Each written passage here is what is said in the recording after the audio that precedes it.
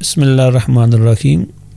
ایک صاحب نے پوچھا ہے کہ میت کے لیے عام طور پہ جو آدمی فوت شدہ ہیں جب ہم ان کا ذکر کرتے ہیں تو کہتے ہیں مرحوم و مغفور، تو کیا یہ الفاظ کہہ سکتے ہیں؟ ان کے معنی کیا ہیں؟ کیا یہ میت کے لیے کہنا درست ہے؟ جیسے کہتے رہتے ہیں کہ فلاں مرحوم نے یہ کہا تھا، فلاں مغفور نے یہ کہا تھا، کہتے رہتے ہیں مرحوم و مغفور، یا اللہ تعالیٰ مرحوم کی مغفور کی بخشش فرمائے۔ تو اس کے لیے گزارش ہے کہ بالکل مرحوم کا کلمہ میت کے لیے کہنے میں کوئی حرج نہیں ہے۔ مرحوم یہ رحم سے اسم مفعول کا صیغہ ہے۔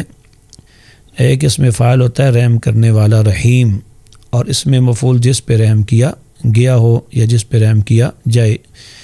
مرحوم یہ اسم مفعول ہے، اس کا معنی ہے اس پہ رحم کیا گیا، اور یہاں پہ یہ دعا کے معنی میں استعمال ہوا ہے۔ جیسے ماضی کا کلمہ رحمہ اللہ بولا جاتا ہے، اس کا معنی لفظی تو یہ بنتا اللہ نے اس پہ رحم کیا، لیکن بطور دعا استعمال ہوتا ہے اللہ اس پہ رحم کرے۔ یوں ہی مرحوم کا کلمہ یہ لفظی اس کا معنی تو یہ ہے کہ جس پہ رحم کیا جا چکا ہے، لیکن عام طور پہ بولا جاتا ہے تو اس کا معنی مفہوم پھر دعائیہ ہوتا ہے کہ اللہ اس پہ رحم فرمائے۔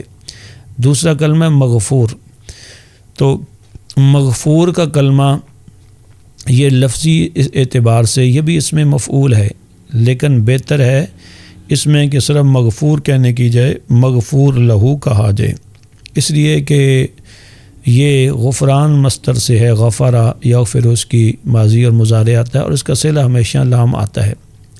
قرآن پاک میں جہاں جہاں بھی یہ استعمال ہوا ہے، جیسے ربنا فاغفر لنا یا رب اغفر لی یا ربنا اغفر لی، تو وہاں پر اس میں فاعل ہے یا ماضی ہے یا مضارع استعمال ہوا ہے جس طرح بھی، تو اس کا صلہ لام آیا ہوا ہے۔